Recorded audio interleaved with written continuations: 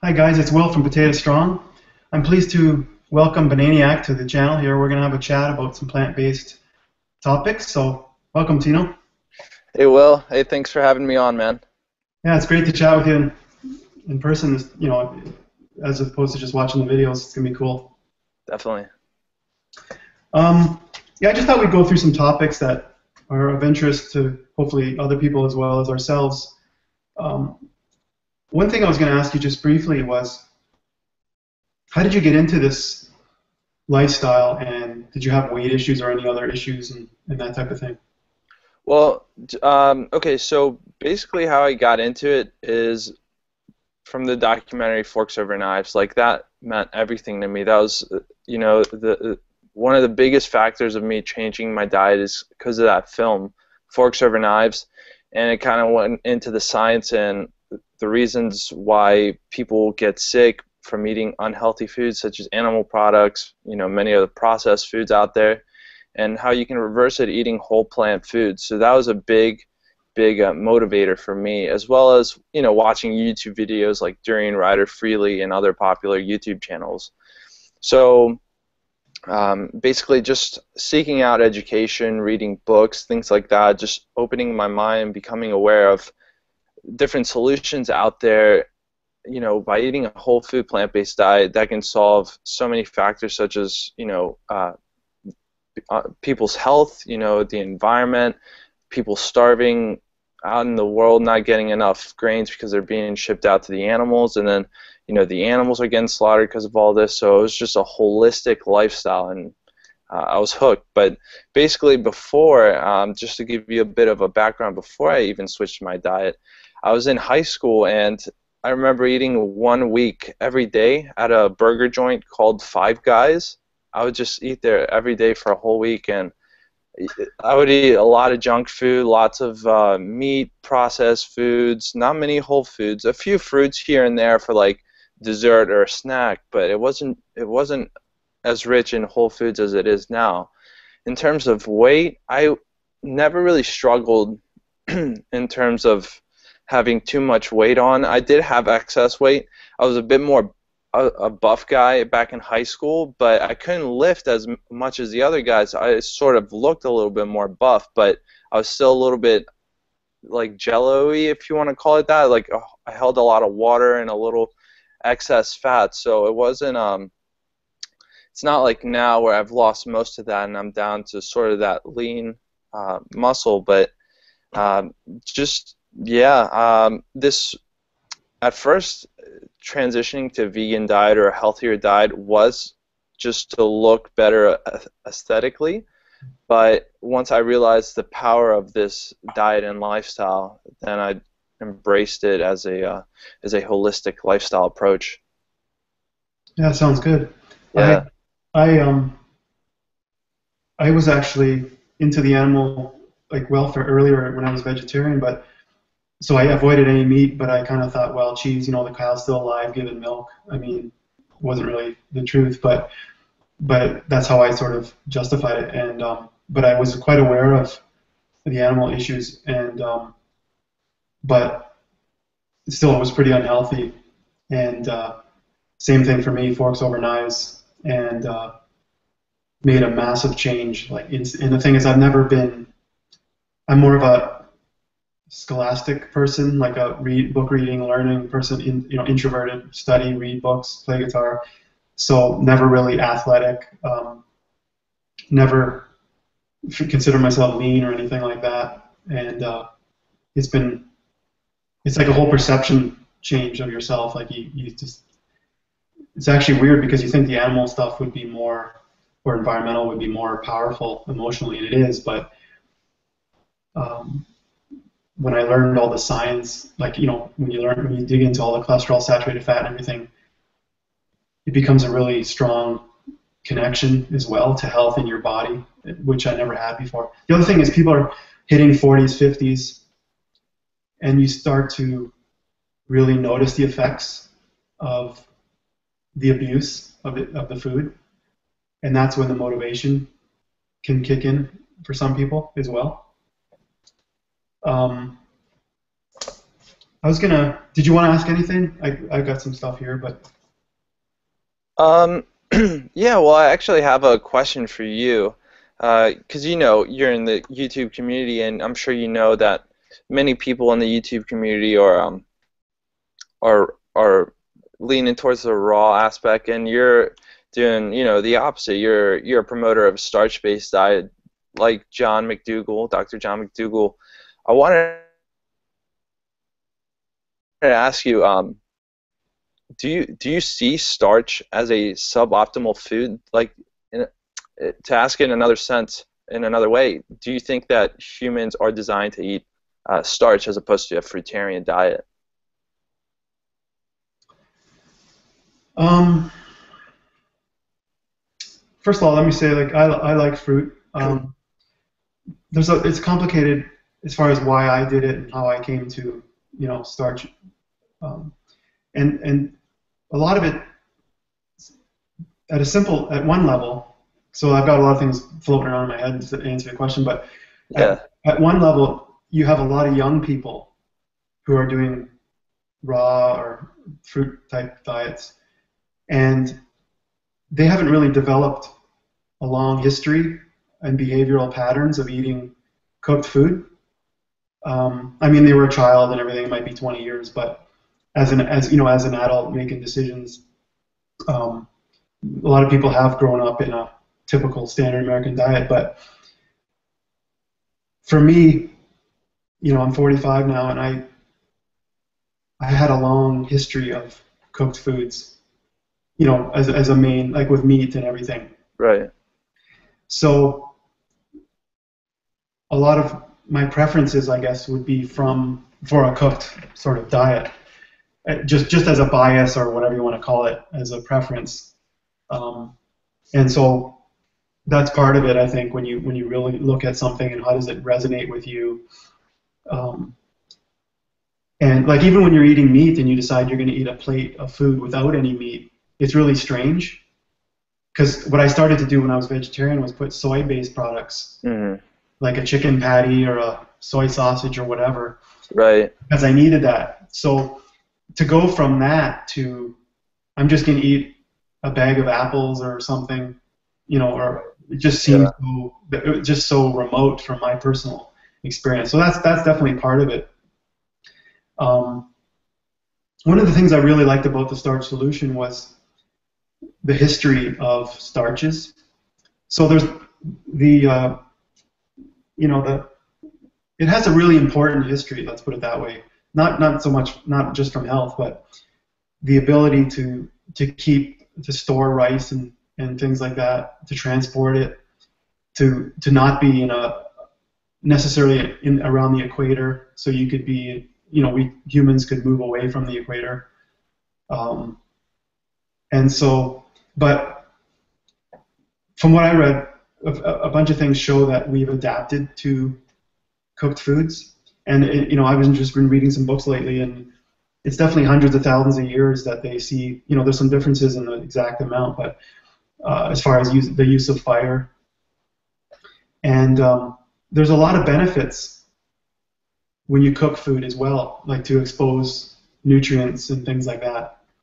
So I don't really think it's suboptimal. Like if you look at potatoes or whatever starches in vegetables, um, there's a lot of nutrients in there as well. Like if you compare how much potassium's in a potato or whatever, you know what I mean? You can get at that level. Hmm. But I just look at generations of people, long living Asians and others that like the blue zones and stuff where they eat. A lot of them are like sweet potatoes, rice, corn and wheat and stuff like that. I think it has a really important history, and it showed that um, you know there's a sort of a feeling that you should only eat something that would be naturally, like a fruit would be, I'll pick it and eat it. There shouldn't be any, you shouldn't have to do anything. But we are human and we've advanced intellectually in our brains, and I think that the cooking, like if you look at the stomach, and like I don't know all the science, but our stomachs are smaller, have shrunk compared to like gorillas and stuff like that because they eat a large volume of fruit. Starches are more calorie dense, so the volume of your food is less in your stomach. less time eating. There's amylase in the tongue for more, for more starches in that, and in the genes as well. So I think that we've adapted to starches, and there's also like all sorts of other practical benefits, like financial access to fruit, like for people that are in the northern or southern climates.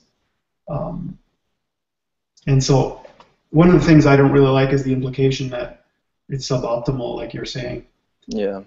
And there's just long living populations. A lot of the athletes are doing marathons and stuff on cooked foods. What's your take? Yeah. So I started leaning towards the raw aspect when I first got into it, because I was watching a lot of YouTube videos. That's what people were agreeing on, and they would base their arguments on that, and it all makes sense. I don't want to, at this point in my life, kind of like say this is the answer, like this is the way humans are designed to eat. I mean, it makes sense that maybe we shouldn't eat fruit off the vine or the tree, but also at the same time, starch makes a lot of sense because of our history, and there must have been a reason why we went for starch when we had fruit available, or maybe fruit wasn't available and starch, played a big role in our survival of our species or something. Like, I respect both views so much, but as a future dietitian, I just want something that's going to work for the population, something that's really easy, something that's really,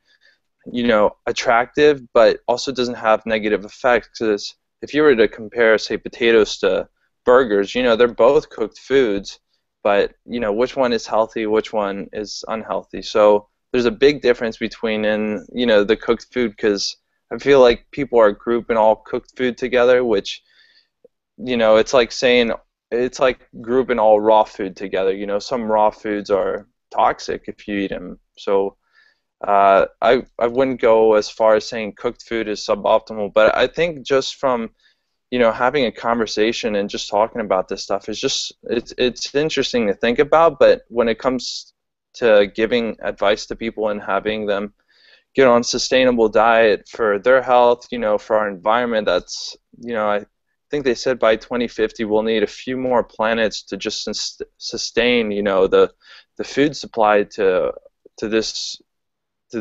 our population. So I mean, we're facing some big issues. So all I want is just something that's sustainable, that's healthy for people, that's cruelty free for the animals. I think a starch-based diet is awesome. So I have no problem with either views.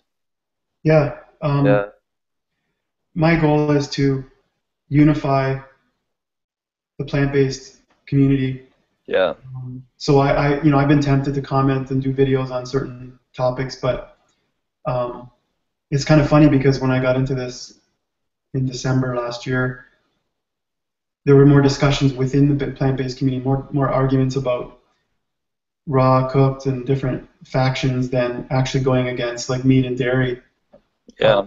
All the debates are within the plant-based community almost, and a lot of it's initiated by the raw people because they're saying that raw is better or cooked is poison, and I don't really want to demonize raw or anything or fruit. And what I did was, just to clarify, the first day I went plant-based when after watching Forks Over Knives and Engine 2 Diet and all those ones, all the ones on Netflix, I tried to eat a bunch of grilled vegetables like asparagus, zucchini, all that stuff, and I was starving. And my wife said, well, maybe you just your stomach has to get adjusted to the food, and you're not used to the. And I just thought to myself, I can't be hungry during the day, like I just can't function. And I found Starch Solution. But so I stuck to that. I didn't really limit fruit in the sense that I counted how many fruits I had or anything like that, but once in a while I get bananas on sale, like Baker's bananas or whatever they call them, when they're still perfectly fine.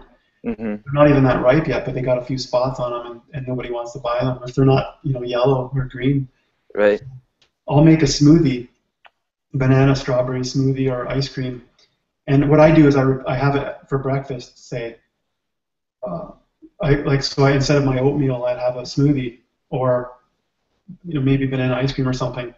And I even emailed Dr. McDougall, and he said that was fine. It's not gonna, it's gonna be fine. Yeah. And so I could see myself if I actually told the store the other day that if whenever they get bananas on sale to call me. I don't know if they will, but because they put them in a basket, and I said, well, I'll take them all off your hands every time. Like I'll just buy them. And so they have my phone number, so I could be eating potentially bananas like every, as one of my meals. So, and then there's raw vegetables and my really goal is to get people off the standard American diet, off the meat and dairy, and into plant-based. So there's lots of different ways to do it. It's just that I don't want to feel like I'm doing something. Like one of the great things with Starch Solution, it talks about these warriors, and even durianriders talked about the marathoners eating ugali and stuff like that. Yeah.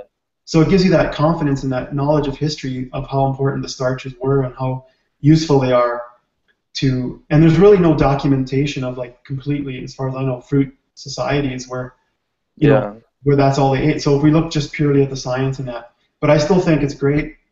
One of the things McDougall says is their fruit can be sweet and addictive, and you can sort of overconsume them, and they're not really satiating. But when I did, what I always find is there's the science, which is amazing, but also personal experience. So after like almost a year maybe of doing Starch Solution, I said, well, let me try a smoothie and see what happens. And there's people that say you shouldn't blend up things because you're supposed to chew them and all that.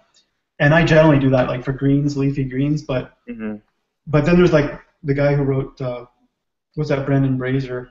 Thrive or? Thrive, yeah. He looks at it like energy. The less energy the body has to use to consume food. So there's that way to look at it. Like if the blender acts as your teeth, grinding everything, then you don't have to do that. Your body doesn't have to break it down. That's a totally different way of looking at consumption. But in general, I chew my food. But I mean, it's a banana. It's strawberries or whatever. I mean, we shouldn't get too critical, I don't think. Yeah. People eating bananas, you know what I mean? Yeah, definitely. Or even blended, I mean.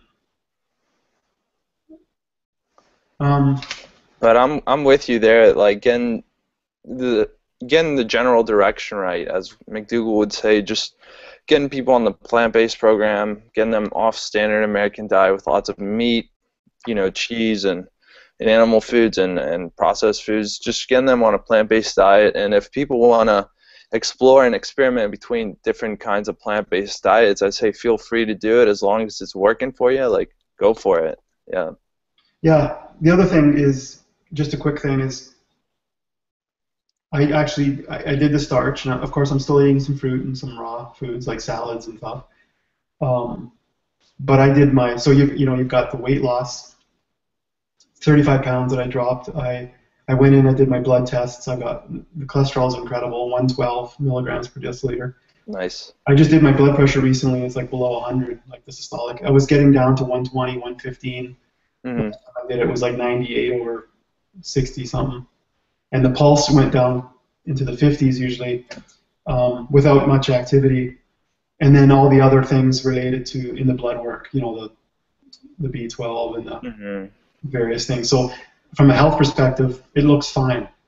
Nice. If starches are suboptimal, I'm not sure how it would sort of show itself. But just based on all that, I don't really see that. But like I say, I love fruit. I'm with you. I just want people to do this in whatever way. But one of the things that I like about the Starch Solution was it depends where you're coming from. Like the younger people seem to be okay with fruit, like going into it full time. But for people that are eating meat and potatoes and with gravy and butter and all that stuff, if I say to them, hey, you can have mashed potatoes and gravy, just tweak it. Yeah. You can have pasta, you can have pizza, you can have shepherd's pie and all these things that are comfort foods. And as far as getting people into this movement, it's a great way to attract people to this lifestyle, because people think you're eating quinoa and kale, or just I don't know what they're thinking. It's really like rabbit food or something. One thing I liked about Engine 2 when they called it Plant Strong Yeah. to show. That's why I called my site Potato Strong, because I thought potatoes, was better than saying plants. But I wanted to show that it's not just skinny, sort of weak-looking people. That there's so many misperceptions about veganism and plant-based diets. Definitely, and it's all about eating satiating foods like carbs, so like starch and fruit as well. So that's another great issue is people will go and do these high vegetable diets, which can't say it's not nutritious, but you got to get those carbs in. Whether it's in the forms of starch like potatoes, rice, corn, or fruit like bananas, mangoes, dates, figs. Yeah, definitely. Yeah, like when I think I was talking about the smoothie when I blended probably, I don't know, the first time I did it was probably eight or more bananas with some strawberries. Yeah. And I noticed that I was satiated for quite a few hours, like probably around 3 hours, something like that. And I didn't really feel like full. Like I felt full, like satiated, but I didn't feel Yeah. heavy. Yeah. And so that's personal experience. Like when you do it, like you can say, oh, this is bad or that's bad, but when you actually Hmm. do it. So I was a starch kind of based person, but I still ate some fruit and I decided I would try it, and I really liked it. And so I would find that would be. But when I'm telling people that are trying to go into what I want, until I create my own, potato strong diet or something like that, um, I sort of would like people to stick to something, because I find there's a lot of people into the diet mentality where they keep bouncing from one to the other. And so when I tell people about the starch solution, I try to make them do the actual starch solution. Hmm. Before, but I have an idea, like you could swap in a meal for a fruit, like a meal. It doesn't have to be in the morning, it could be at night or whatever, Yeah. but basically, because these are documented lifestyles, I try to get people to stick to that, and that's what worked for me. And then when you get to a point where you're happy health-wise and leanness and all that, you could potentially start to make some changes. So Hmm. until I have a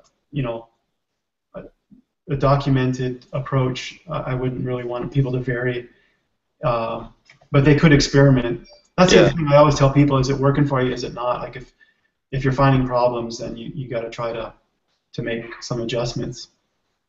Um, Definitely. what was I going to ask you? Um,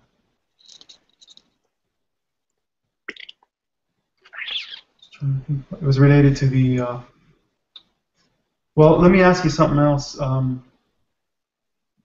What's your take on calories? Like, or just before I get into that, Sure. somebody emailed me recently, and they said they were so confused by all the information. Like when they read about plant-based, it says saturated fat and cholesterol is bad, but when they go on other sites, paleo, and they hear that grain is bad and too many carbs make you fat, the general population can be pretty confused, and you see the stuff on the news and everything like that.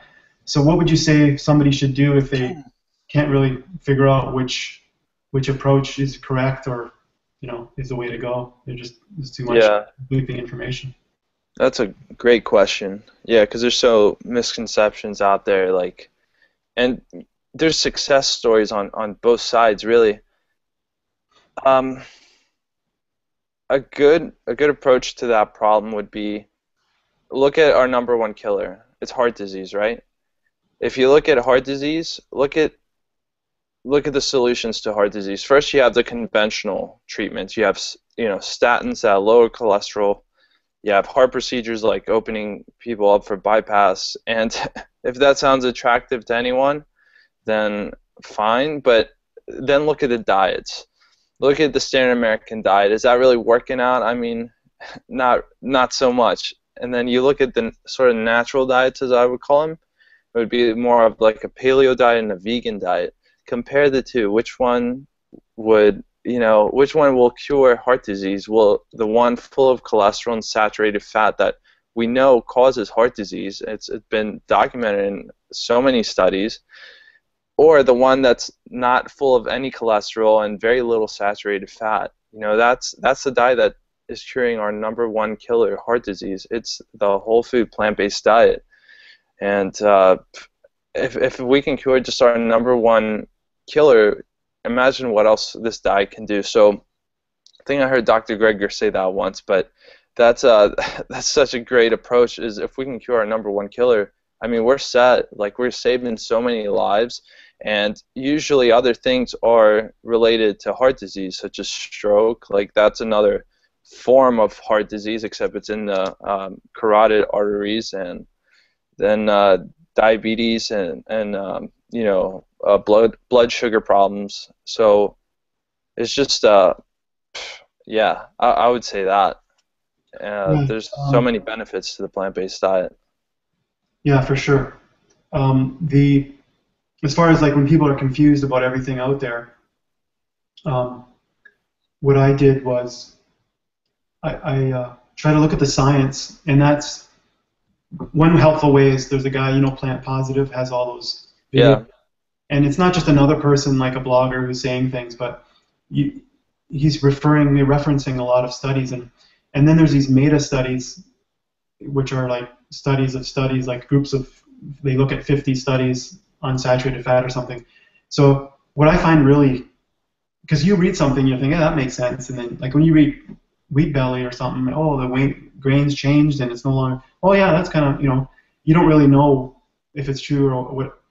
What you need is critical discussions back and forth, critiques and critical debates. So when I see something in paleo, like somebody will have a short-term benefit with paleo weight loss, and they might have some short-term gains, but because some of these guys don't even think saturated fat and cholesterol is a problem, like they don't accept that. So then when you actually look at the study that they might quote, and you still don't know if it's true or not, but then you look at Plant Positive or somebody who can critique it and look at the study and say, well, this was wrong, or they didn't do this right, and then you have to think for yourself. So I find that when I looked at the studies, like the recent study that came out that said butter, you should eat butter, there was like 50, I made a study, and then somebody went in, and you have to go to every single study and analyze it, and it's painful. Yeah. And kind of boring for the average person, but you just get to that point where your logic kind of kicks in. If you're just looking at health aspects, that's sort of what I look at, and then the person can try the diet. Like if they try paleo, and a lot of people say they were constipated or had breath issues, or you can get your blood tested and all that, and sort of see that, because personal experience can be important, and a lot of times people really want to eat that stuff, so then when they look at the newspaper articles, they're going to sort of tend to believe the stuff that they're doing. So at one level I talk about the science, and another level I say this worked for me. Right. This is the only thing that's ever gotten me to where I've been at right now. Right. Yeah. So, you can just, I was going to say, you can just, set the example like you're saying, just show people that it's working for you. And real quick, a word about that cholesterol thing.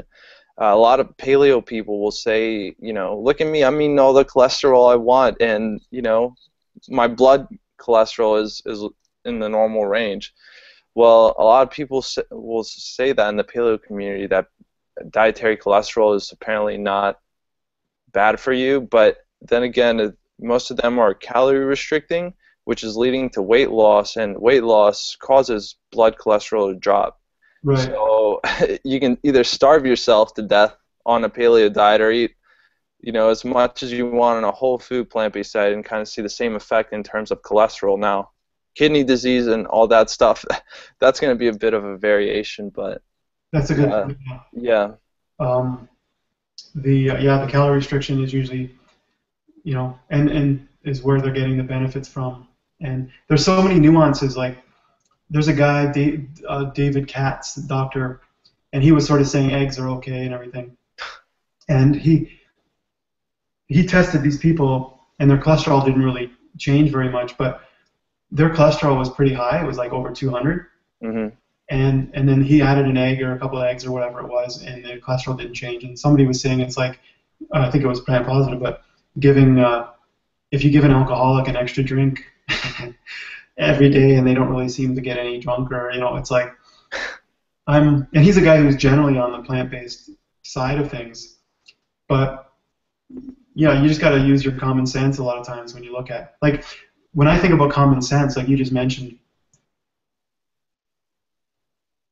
there's a hole here, and there's two coming down like a car, putting gas in your car or something. You're pouring stuff in here, like, I don't know why people don't think it's going to affect your body. Like, you pour thick, fat, greasy stuff, and they show tests where you can see it in the blood floating on top, Yeah.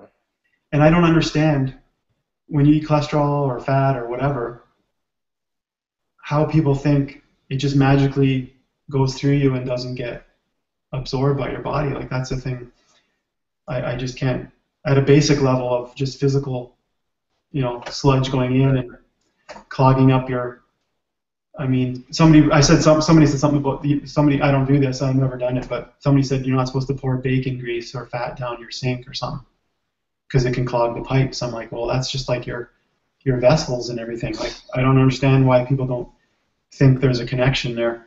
But yeah. I've actually seen some family members, like in-laws and that, with all sorts of issues. Diabetes.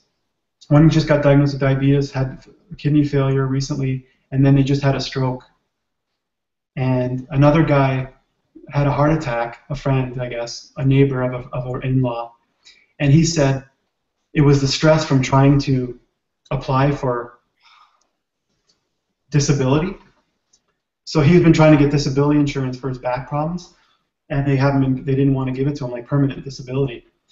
And then he had a heart attack. The guy smokes and he's pretty overweight. And so I'm just amazed at the human's ability to not take responsibility or not connect their own actions with the results. Yeah. I've always sort of known I ate crap and that's why I had extra weight. Like, I kind of acknowledged it, but there's a lot of people who think it's genetics or metabolism or something that's giving them the problems, not the food.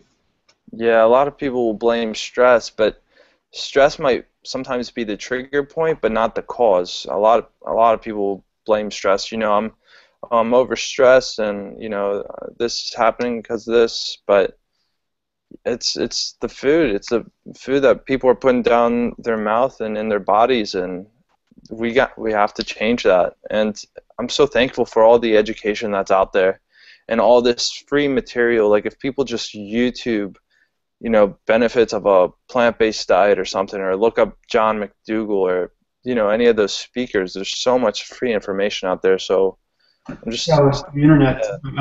I was around before the internet, and I know people that don't even have it now, like in the country and stuff. But it's I just spent a lifetime learning, and then when I got into this area, one of the reasons why I and you and other people can help other people is we have this really strong desire to learn, and that's a big one.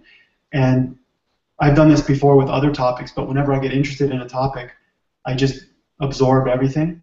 So I told people, like you said, the documentaries, Forks Over Knives, Engine 2 Diet, there was like all sorts of ones, Vegucated. Yeah, that's a good one. Yeah, there's animal rights ones. But then there's the books, like Starch Solution, China Study.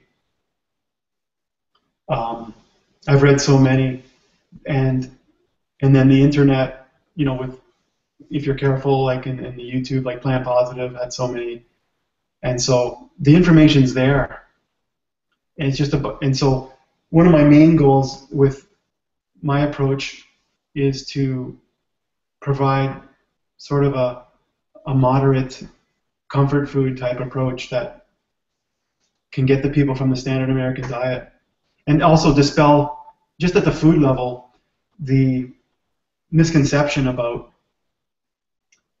um, a bunch of things. The cost of the food, like where starches are pretty cheap. Mm-hmm. The amount of time, like I create mostly simple recipes, so they're easy to make and you can store stuff and take it to work and all that. And the perception that it's not really tasty food or it's not filling or whatever. So that's kind of the basic level.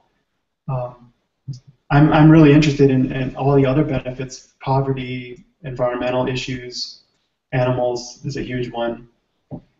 But I mostly talk about food as a gateway for people to come in. I've just sort of focused on that as far as what I talk about mostly.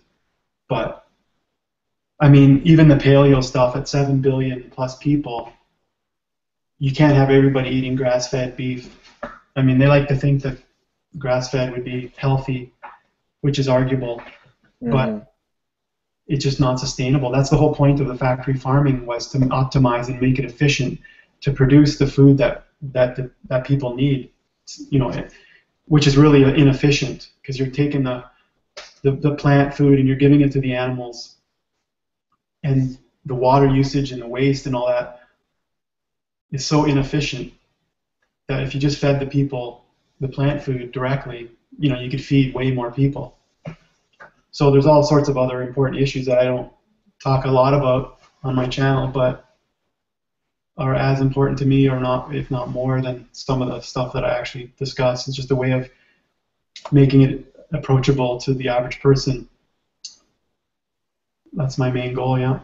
Definitely. Yeah, if we can just pick one thing to change, whether it was food or, you know, to save the animals or to save the planet, I mean, if we can just focus on food, all the other things would kind of domino, you know, kind of down the road later, because you convince people that, you know, you're designed to eat a plant-based diet, you know, eating meat and dairy is not good for you.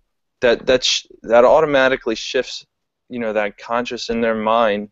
Well, if I don't need to eat it, then I don't really need to support it or anything like that. And they sort of, you know, get into the vegan lifestyle of things, and or just even reducing the amount of animal products that are used is going to benefit us so much. So, yeah, food is such a great way. You know, I talk about a lot of the health benefits of eating a plant-based diet, but just by even switching to a, you know, plant-based diet, you get all these effects that come down the road without even having to, you know, even think about it. It's already good for the planet and the animals. Yeah, I think that there's people that are interested in diet and lifestyle, and those are the ones that we generally focus on. Like when we talk about paleo or plant-based, in general, this is how I see it. It's people that are kind of interested in that. Like the paleo people are generally trying to be athletic, and some people are using it to lose weight. But they're consciously thinking about their diet and that. And there's a disagreement on what is the best way to go, but I think the majority of people are on autopilot, like until they have a health problem or they gain weight or whatever. They're not actually making conscious choices. Like you go to the grocery store, and they grew up with their family eating chicken and beef or whatever, so they go to the store and they just buy the stuff. You know, it's just a pattern. And so what are the triggers that make people want to change? It's usually gaining weight, or they get older and the health problems start to come. But because if you're just if you watch TV and everything, you're inundated with these ideas that you need calcium and you need protein with these animal products. But on the internet, you can actively go out and learn the truth about stuff. But it takes that initiative, because even the newspapers are deceiving everybody, you know, with the old mentality because of the corporate sponsorship, and so yeah, at the end of the day, I'm just trying to be an example. And then people that I've got emails from people that start to hit 40s and 50s who start to have problems. There's younger people and women and stuff who, you know, have weight issues, and it's all sorts of different reasons people can get exposed to it. But whatever way they come, we just try to help them. Right. Yeah. It's all you can do is just be an example and get the information out there to people. Yeah. Um, what's your take on calories as far as can you eat unlimited calories? Do you think people should count their calories? Is there any range or amount that you think people should eat? That's a good question. There's a good debate in that, I suppose. When I first got into this, Durianrider was a huge influence on me changing my diet, and I love the guy. He's a fantastic advocate of this lifestyle. He promotes eating an unlimited amount of calories, but what I think people take out of context is they don't take, his lifestyle into consideration, so they try to replicate what he's doing. I think what he's doing for himself is obviously the best for Durianrider. He's eating as much as he cares for, and that's I do still say on my channel, eat as much as you want, but don't try to replicate what someone else is doing exactly, to the T, because they're inspiring you. That's great that you're inspired to do what they're doing, but do what's best for yourself. Like if you need to eat, I don't know, 2,500 calories, do it. If you need to eat 4,000 calories, do it. But don't forcefully do it. Do it because you have to do it. So there's not a real. I used to advocate around 3,000 calories minimum as like a sort of a template for people to do and see if it works out. And for me, it worked out great. That 3,000 calories average from day to day works really well, and it was a good mindset, because when you transition to this diet, when you're eating lots of oil and meat and stuff, that's a lot of calories per volume. So when you fill your stomach up completely full of meat, it's going to be a lot more calories, say, than potatoes or something. So it was good to be conscious of how much I was eating, and I was making sure I was getting enough, just so I can have enough energy to go out for a bike ride, or to stay aware in class and things like that. So just eat as much as you care for. I mean, it's don't force it down, but don't feel hungry. Don't lay in bed, thinking about food and you can't go to sleep. Eat as much as you care for, and that's my best advice for that. Yeah, I think that people need to think about where they're coming from. Like when you're saying people are eating meat and dairy and all that, and then you don't want them. You want them to eat enough food because they're used to eating filling, fatty foods. Mm-hmm. But what's happening is if they were eating a standard American diet, and they're probably eating thousands of calories because of the fat and the oil and all that, and then they go to plant-based, and even if they ate 3,000 calories, it's probably a reduction in calories, and so they're going to lose weight. But if somebody was an anorexic and they were eating 1,000 calories or less, and all of a sudden they start eating 3,000 calories, they're gonna gain weight, and they might want to gain weight. Like it sort of depends on what the goal is. Like when somebody says, "Well, you were calorie restricting," well, does that mean they're underweight right now and they want to put on some weight? Or it means they did calorie restrict and then they gained the weight again. So to me, it's kind of like, were you eating, like when I lost 35 pounds, it's like I was eating way more calories with a vegetarian diet and to a plant-based diet because the calorie density. Yeah. And so if somebody was calorie restricting and they were eating a lot, like a very few number of calories, I was thinking they could ramp up the calories. Mm-hmm. Like if you came off a big fast or something, you probably don't want to go crazy. But yeah, like at the end of the day, the problem, I think some people were actually force feeding, like beyond, like I don't understand that, but they were eating more than they wanted to, which doesn't make sense. Like, they should just eat till they're full, right? Mm-hmm. That's a common sense approach. Like, don't try to reach a certain calories by forcing yourself. Durianrider was saying to me one time that because he bike rides and runs and all that, he has to eat that. Like it drives the hunger.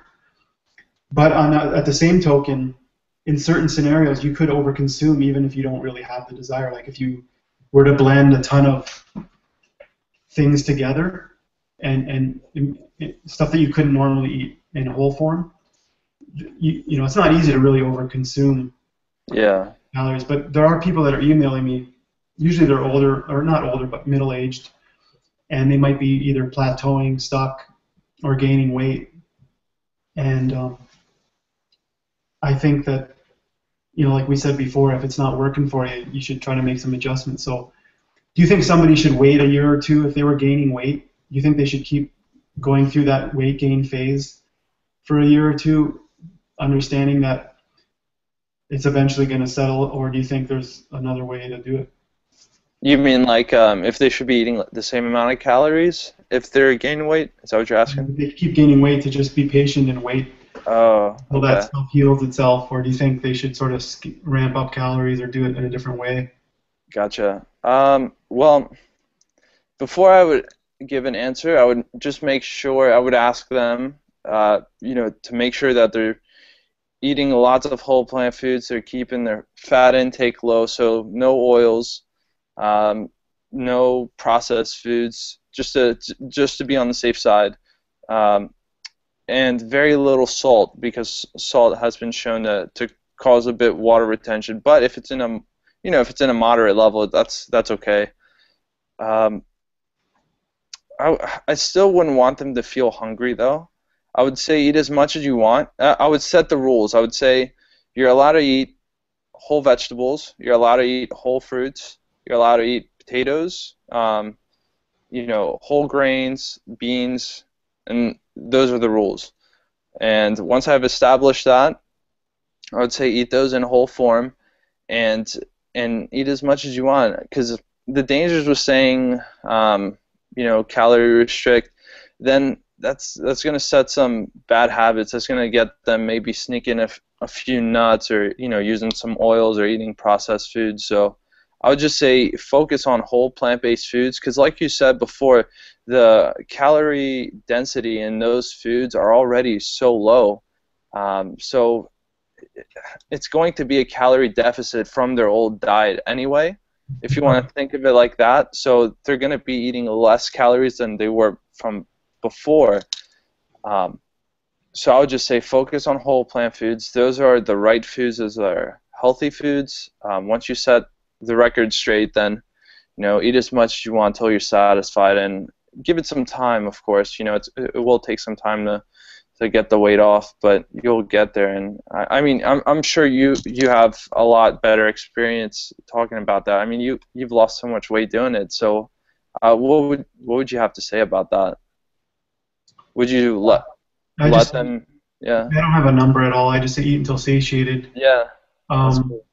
McDougall talks about if you're stuck, like what I was talking about, the reason I asked the question was sort of solving problems from emails that I get about, you know, it's more specific to people that might have a problem if they're stuck, and McDougall talks about changing the starches down to like a half or a third of or about a half of the plate.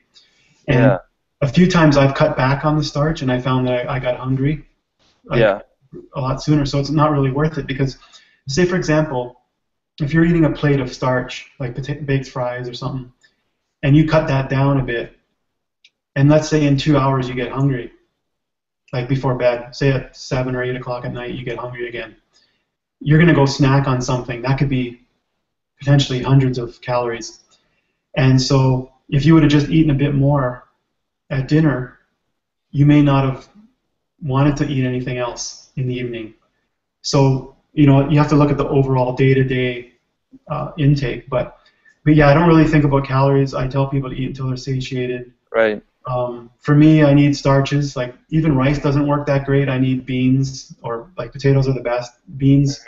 When I have these rice and beans with salsa and corn tortillas, like probably the corn helps as well. Yeah. It's quite filling. Even bread, which, you know, sometimes people limit because it's a little higher density, but when I make pizza or have bread with soup or something, it definitely helps. So for me, hunger is a really big driver for my diet. I can't be hungry. I just hate that feeling. And so I have to eat 3 meals mainly.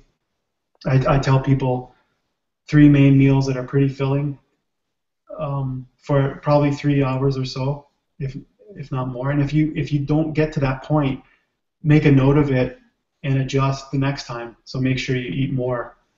more food.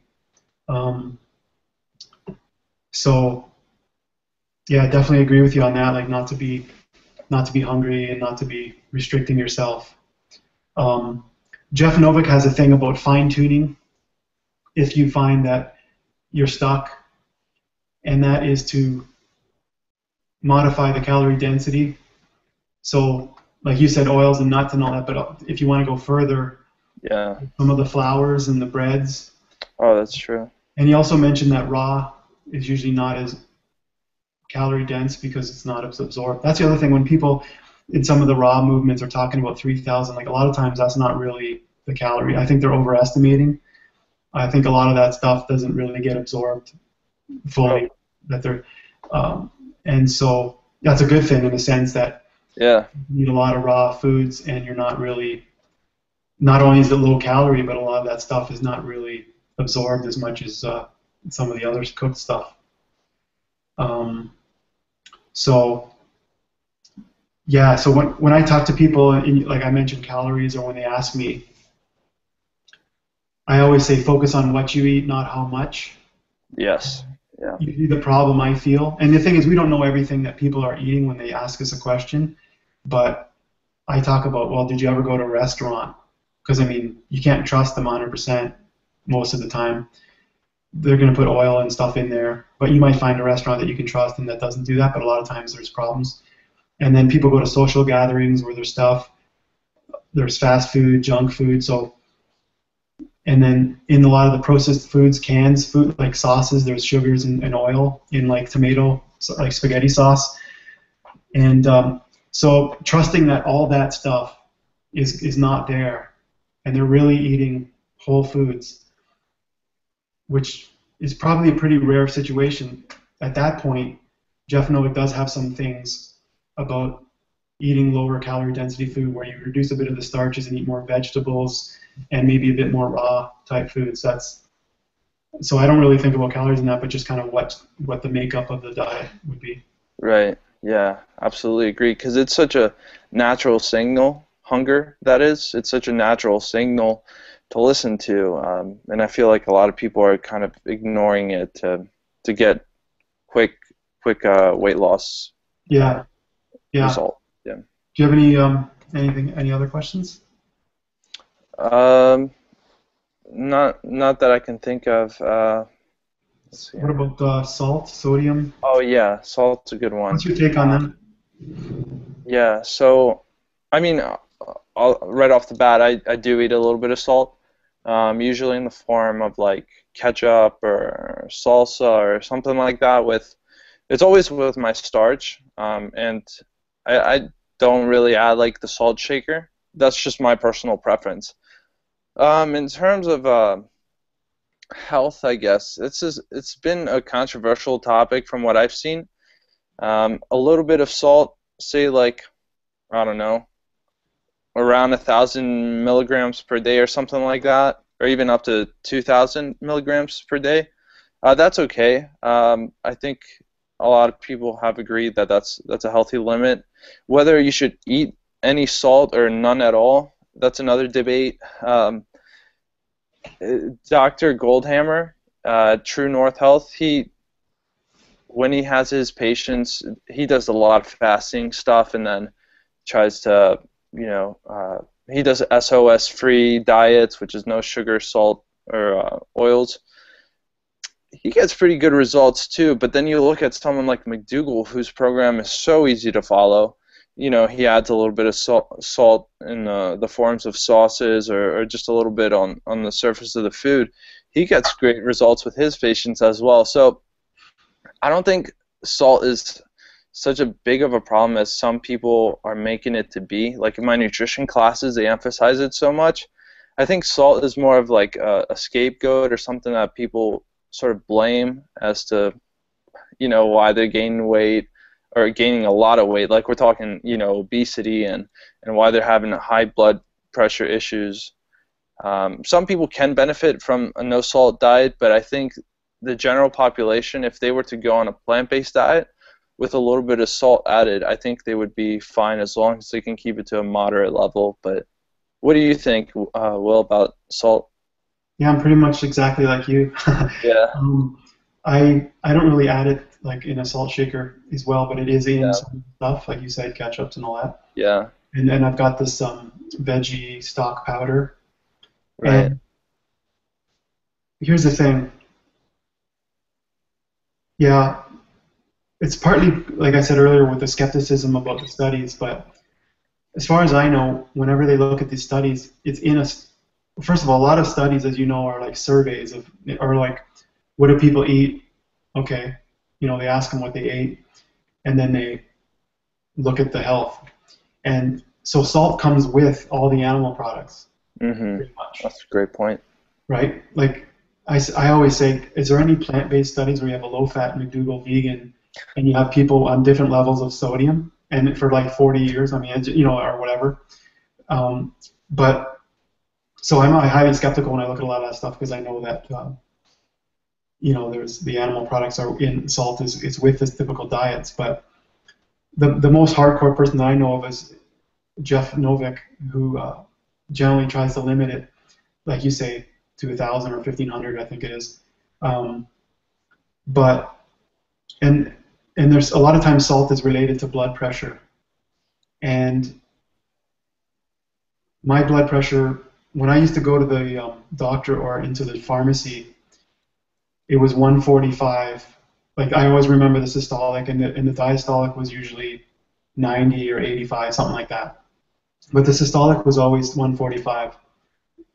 And I bought a Panasonic home blood pressure monitor when I started this, and it started to drop pretty quickly in the 120s and then 115s. And I didn't measure because I was got down on 115. I just stopped taking my blood pressure, and then a couple days ago, I took it and it was 98. And you know, our blood needs we do need sodium. There's a balance in the blood. There's definitely a need for it, and that can. People always say blood salt increases your blood pressure and all this kind of stuff, but it's like you Mhm. said, it's a scapegoat. I think it's more of the fat and the diet, but I buy low sodium. Like you can make things like if you want to make your own ketchup, make your own salsa.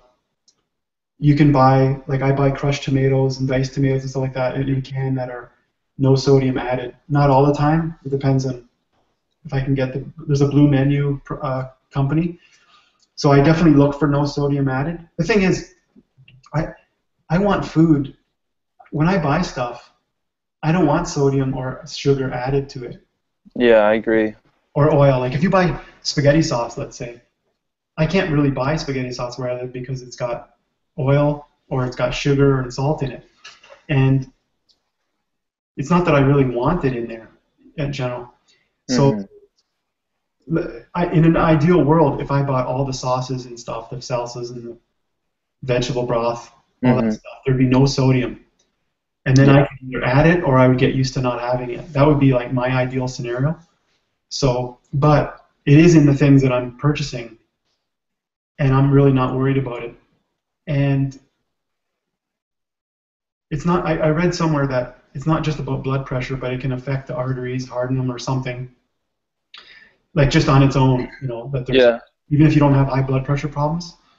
But there's a doctor, Pam Popper, she's a Mhm. plant-based doctor, and she's had 3 videos now where she's talked about sodium, and She's for it. she's not against it. And I said to Jeff Novick, well, what do you think about this? And he goes, well, obviously we disagree. And I really like Jeff Novick as a registered dietitian in general, but I've not been able to get a really good definitive answer. And the other thing is that sodium or salt can really make it easier. Like this diet is fairly restrictive in a sense that there's low fat, no oil, and all these things that people are used to having. And like I'm like you, I don't really add salt to my food, but Mhm. it's in some of the sauces. And if it makes people eat this way, it's the least of the worries as far as I'm concerned. Yeah, if we can make the food sort of more appealing to the people transitioning as well, because you said it, some people may think it's so restricting, but you make some, say, low-fat vegan tacos with some good salsa in there that has a little bit of salt, people are going to want to eat it. And the more you stay on this diet too, I feel like your taste buds change so quickly that you automatically want to go towards like a lower sodium end. But yeah, I see. I'm okay with salt.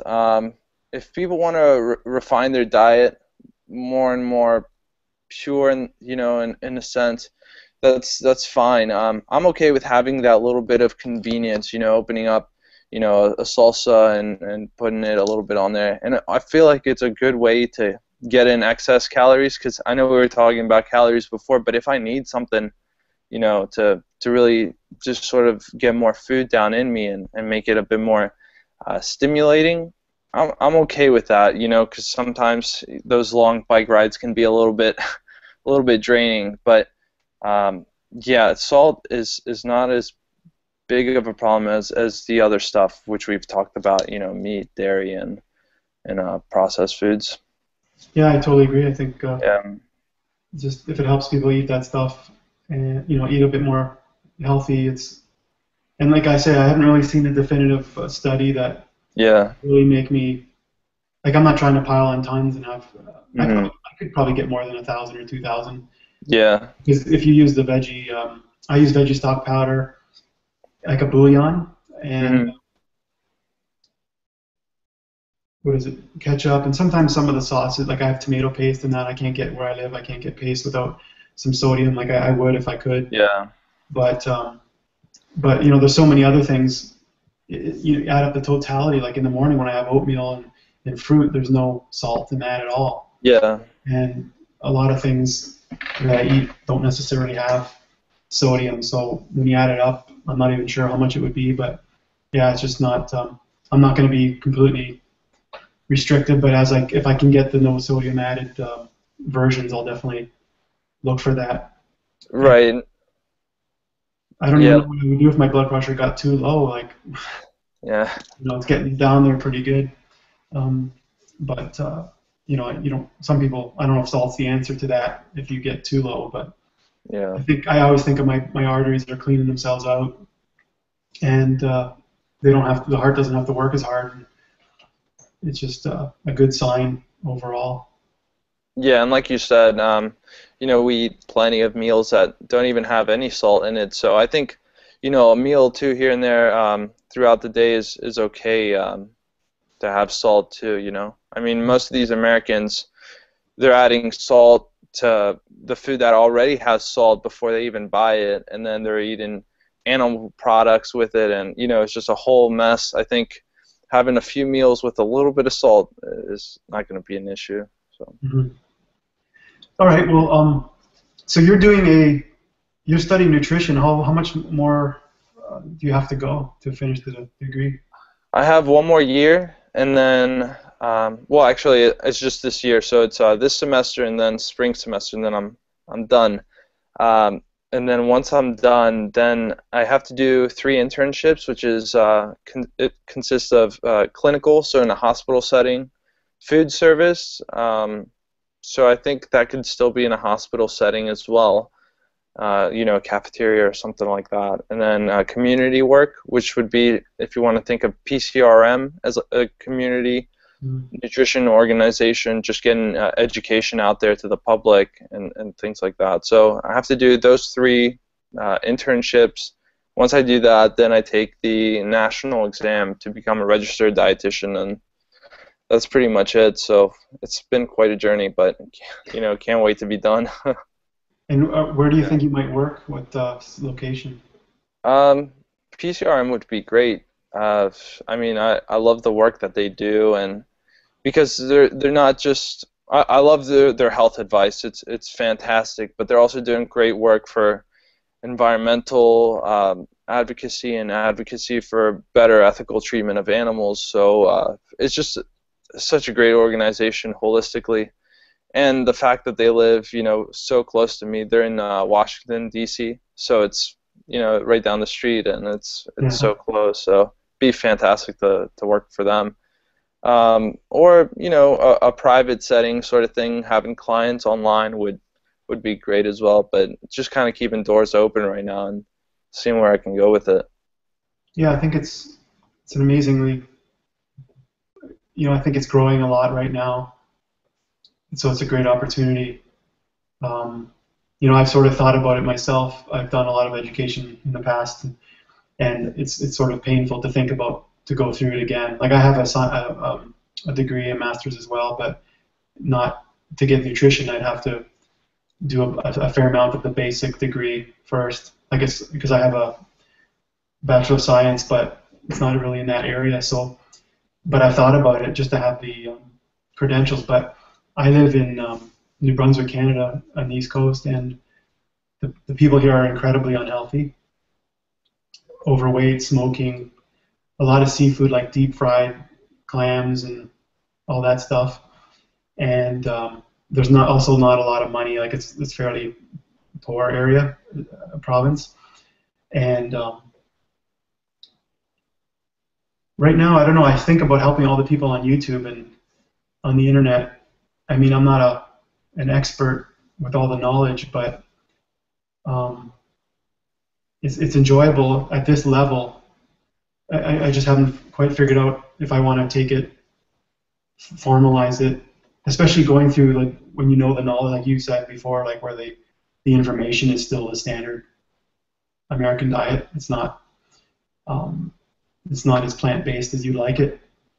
I went back when I was 36. I took jazz guitar, and there was a lot of courses that I questioned. Like I was 36 at the time, and everyone else was 18 years old, and I was questioning like, why are we learning this and why are we doing this? Like and I think it would be pretty frustrating for me to. How do you find like when you get exposed? You have to just kind of go through the motions, right, to do what they ask you to do to get the course.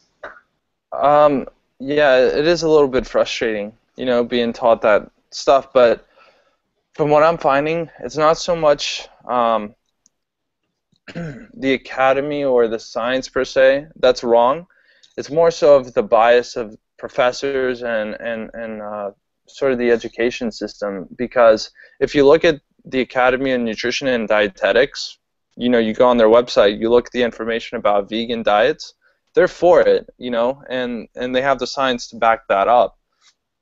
But what happens is, unfortunately, you have industry that's, funding them and, plays such a huge role in our food system and politics, if you want to think of it that way, that, it sort of influences this sort of education on, the benefits of a meat-based diet and drinking dairy and all this stuff. So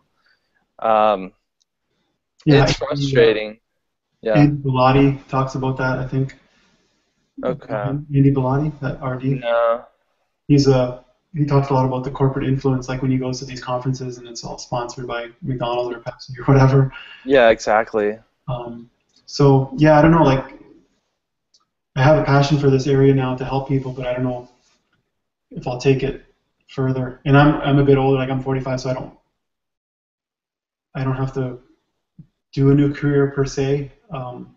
But so yeah, I'm struggling right now. But it's great that you're going to be an influence on the future generations and because I think we need a lot more plant-based registered dietitians. Like I called where I live is a province, like you guys have states. I called the association up here, the dietetics for New Brunswick, and they said that they would recommend, like they have to recommend cheese and all that. So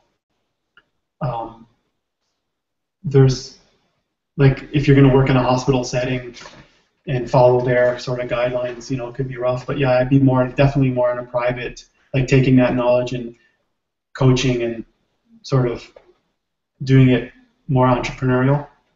Yeah. Maybe at the beginning, getting into like PCRM or whatever would be great for exposure, I think, for sure. And they're a great organization. It's good that they they're in the same location as you. Yeah. All right. That's a pretty good show. Yeah, definitely. It'll keep people busy. I'm just going to stop the video, and so hopefully everybody enjoyed that chat, and we'll talk to you in the next video. See you guys. See ya.